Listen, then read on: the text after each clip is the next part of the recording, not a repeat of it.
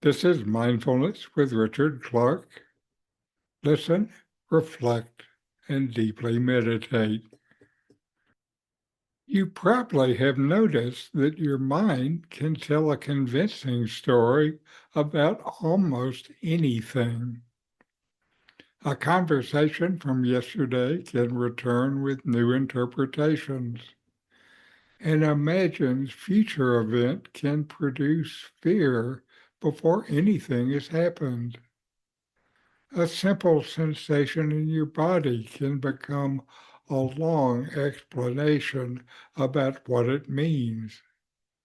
Yet, beneath all of this commentary, something simple is already here. You are aware. Awareness is always present. What happens when you trust that awareness more than the story appearing within it? Today, we'll explore that question through mindfulness meditation. If this subject speaks to you, please like the video, subscribe to the channel, tap the bell, and leave a comment sharing what you discover in your own practice. Welcome. This is Richard Clarke. Today's session will be on trusting awareness more than thought. Your mind is constantly producing descriptions of your experience. You feel tension in your shoulders, and the mind says, I am stressed. You notice someone looking away, and the mind says, they are upset with me. You remember something that happened years ago, and the mind begins adding explanations, judgments, and conclusions. The original experience may have been very simple. The mental story can become much larger. Mindfulness gives you a way to notice the difference. Direct experience is what you can actually observe right now within yourself. You can feel the movement of your breath. You can notice warmth in your hands. You can hear a sound. You can feel pressure where your body meets the chair. You can notice sadness, irritation, pleasure, or anxiety as sensations in the body and feelings occurring in the present moment. The mental storytelling is different. It consists of thoughts about what you're experiencing now or in the past or imagined in the future. The thought may be useful, accurate, or completely mistaken. The key point is that it is still a thought. The mind also makes stories from your memories, and these stories reinforce your ideas about yourself. The distinction between direct experience and the mind can change your meditation practice. Suppose you feel anxious.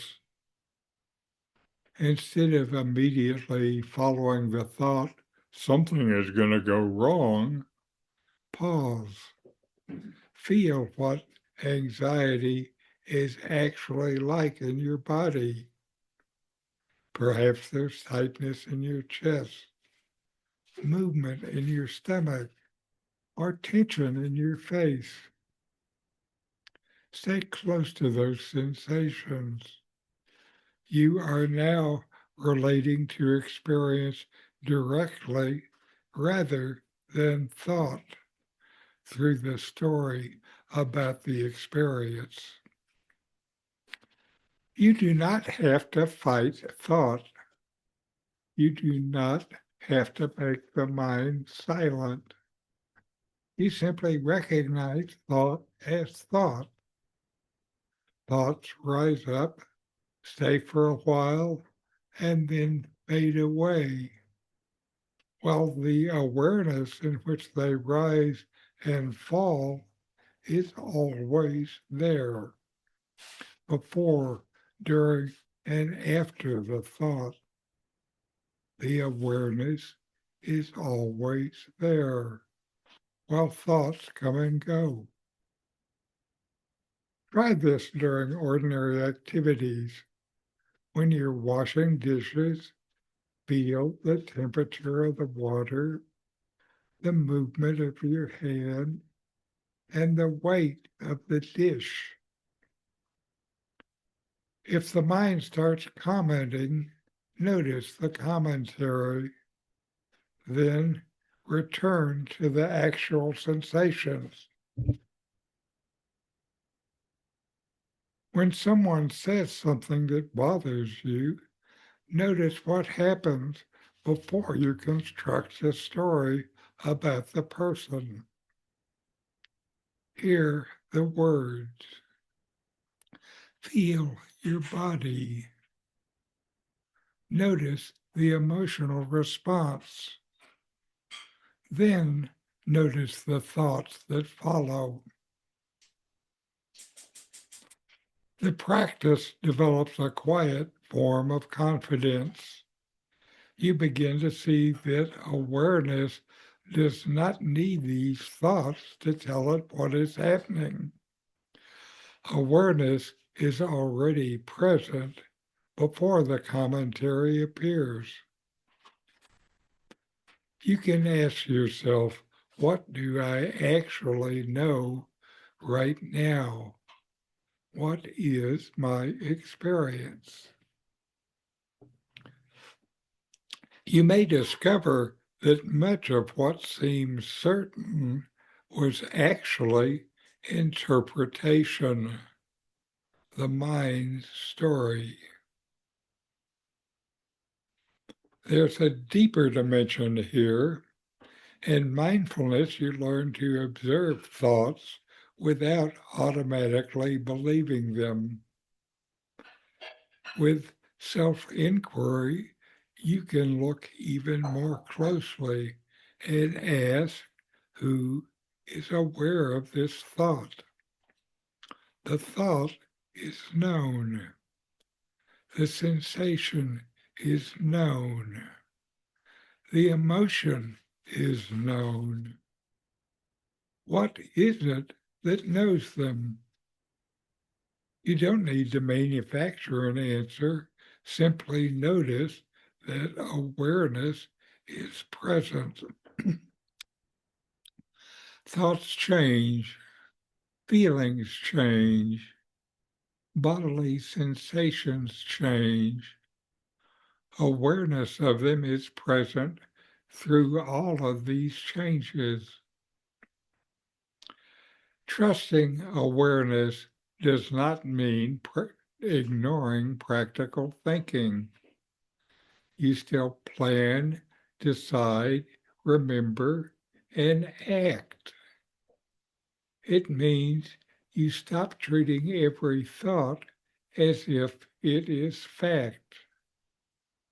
You learn to give direct experience its proper place. With practice, you may find that life becomes quieter. You respond more directly to what is actually happening. You spend less time living inside your mind in explanations of your experience. The practice is simple. Notice what is here, recognizing what the mind is saying about it, and then gently return to what you can actually experience. That return is mindfulness. Here's a guided meditation. Settle into a comfortable position. Feel your feet touching the floor. Let your hands rest naturally.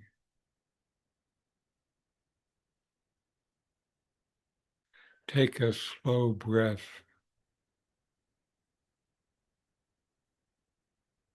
Feel the movement of breathing without trying to change it.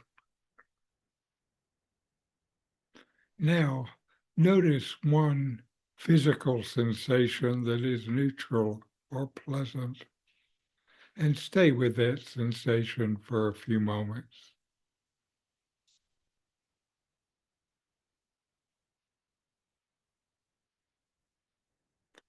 Now notice what the mind is doing. A thought may appear. Perhaps it describes what is happening. Perhaps it remembers something. Perhaps it predicts what will happen next. Don't push the thought away. Simply recognize this is a thought. Then return to direct experience.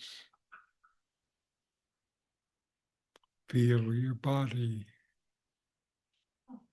Hear the sounds around you. Feel the breath.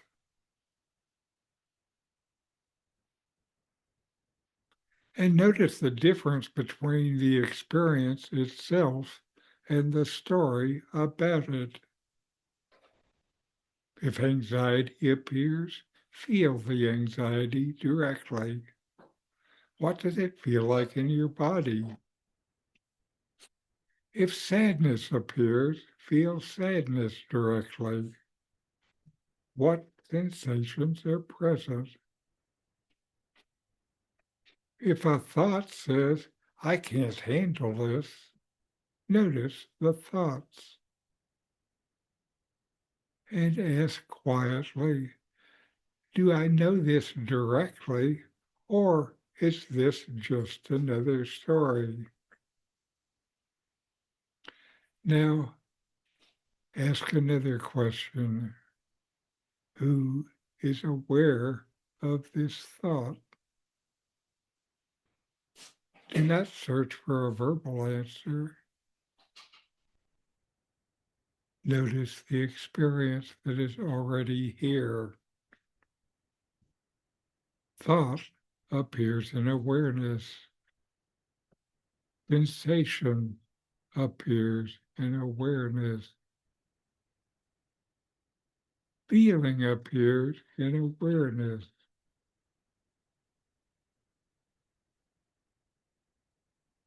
Let everything come and go. Rest is the awareness in which experience is known. And for a few breaths, do nothing. Simply notice.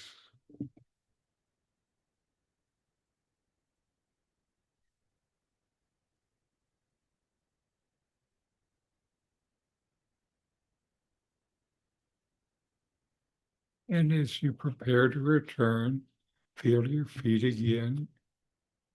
Hear the room.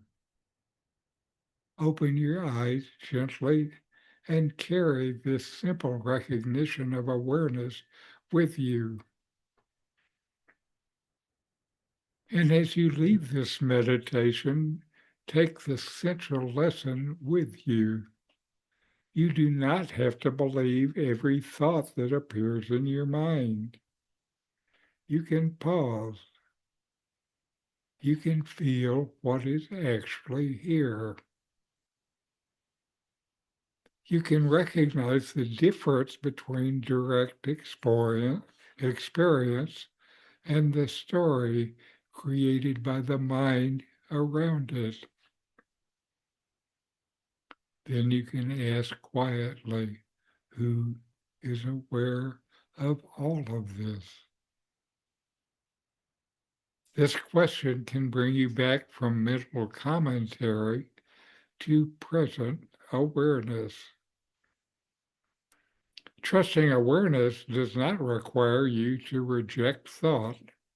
It means you stop giving thought automatically authority. The mind can speak. You can listen without being controlled by it. And beneath every changing thought, feeling, and sensation, awareness is already present.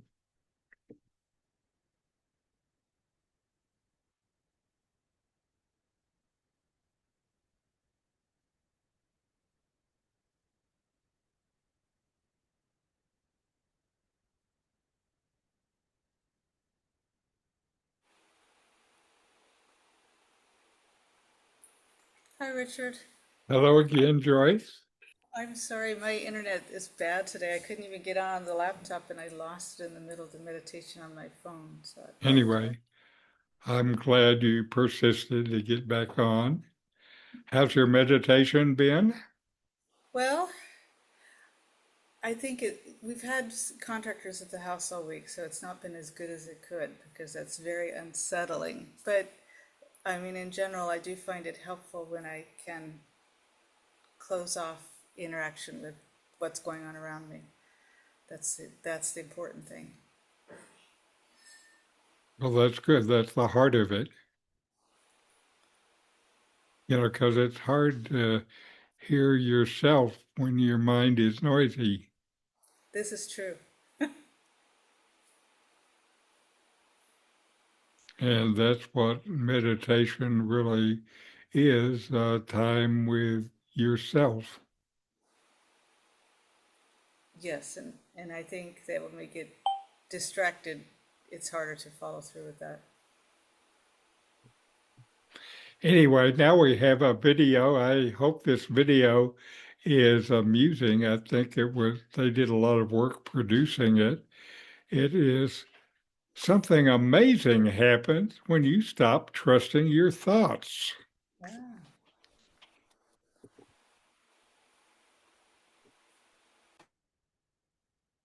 This episode of After School was written and narrated by Robert Pantano, the creator of Pursuit of Wonder. At some point in your life, you had your very first thought. Perhaps it was a visual, perhaps it was an intuition, perhaps it was a word or a crudely held together string of words. Whatever you might qualify as a thought, and whatever yours was, there was a first one. Being your first thought, however, it didn't really come from you, but more from what you were made of and had interacted with. Since there wasn't really a you as a formed self yet, you can't take credit for it. Though, for the most part, we do. Starting from that first thought, continuing on into an unbroken succession of thinking, we come to see all our thoughts as us. We see them as the integral mechanics of who we are, our understanding of the world, and how we can deal with and improve our experience in life. And in many ways, they are.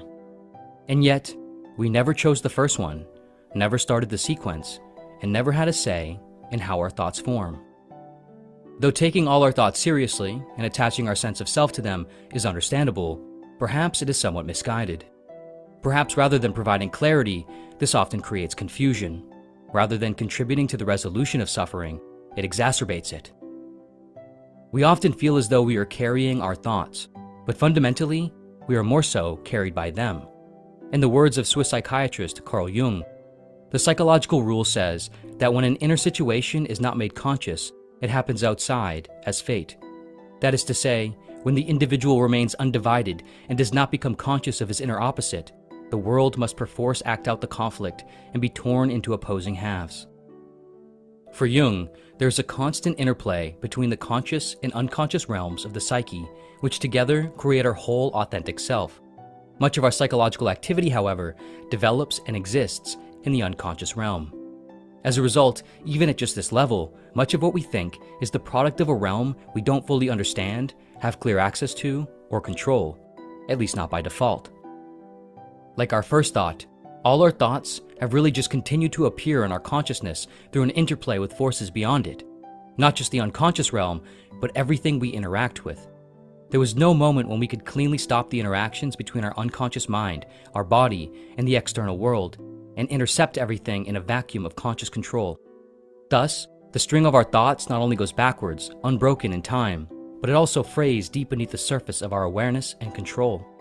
This is why blindly trusting and attaching ourselves to our thoughts can become a source of confusion and suffering. Our brain and body evolved for survival and continuation, not conceptual accuracy, not quality of experience. Thoughts are thus always being created and directed inside us for reasons that may or may not be trustworthy and may or may not serve the quality of our experience. We are more passengers to ourselves than we like to admit. Going beyond the mere dichotomy of the conscious and unconscious mind, what we really seem to be, what we really seem to experience, is a kind of awareness of the whole. We are not our thoughts, but we are not the observer either. We are sort of both and neither, the sum total of everything. Jung might consider this in terms of the integration of the entire system of the psyche, what he referred to as individuation, but we might consider deviating here towards something more along the lines of a kind of detachment from the system. Looking to schools of thought like Zen Buddhism and Taoism, these philosophies suggest that we find clarity and wholeness through non-rigidity and non-attachment to thoughts and our sense of self. The true self is merely awareness.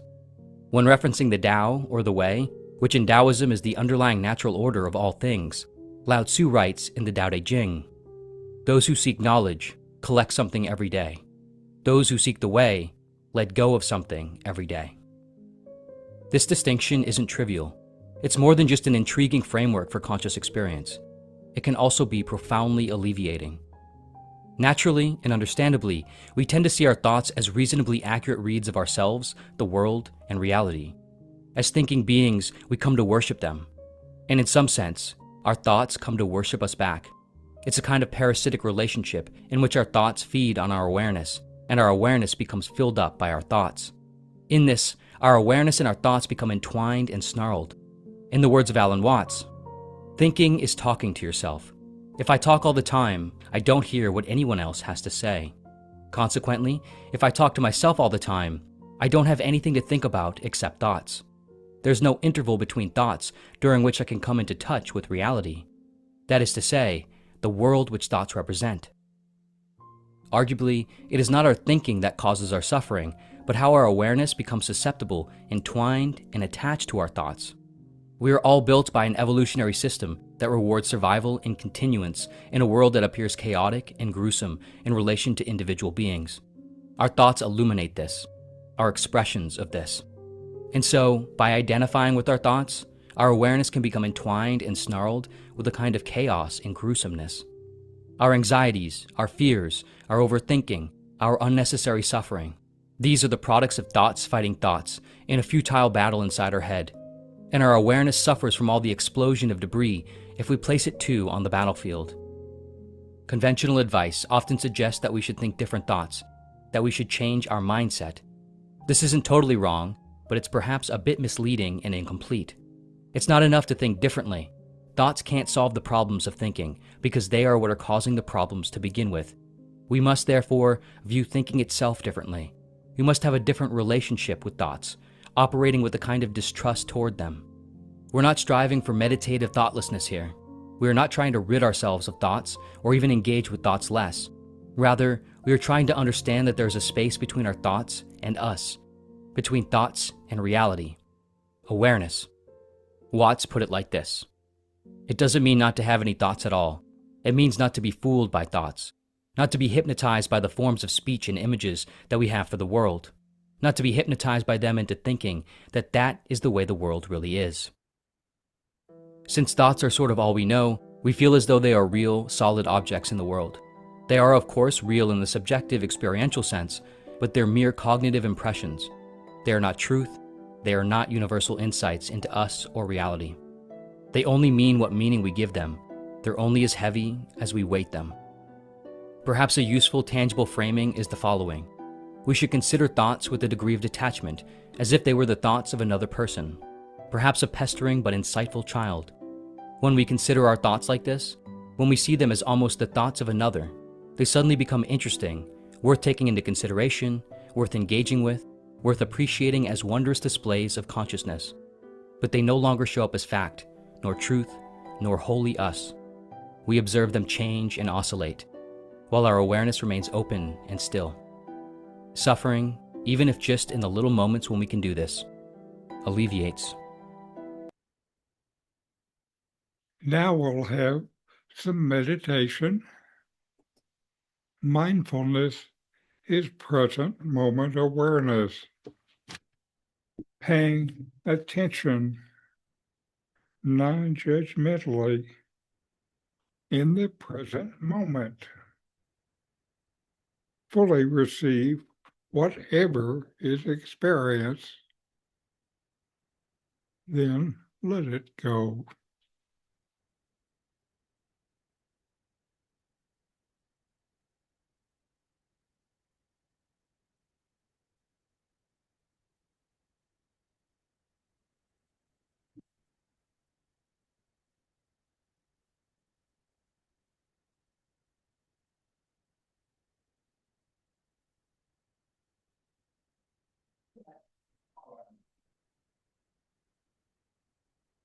You're telling me not to eat potato chips.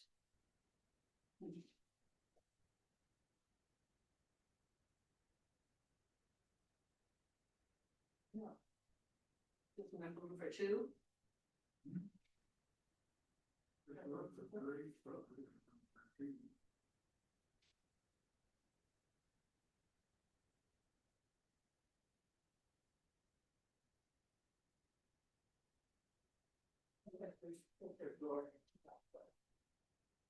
This is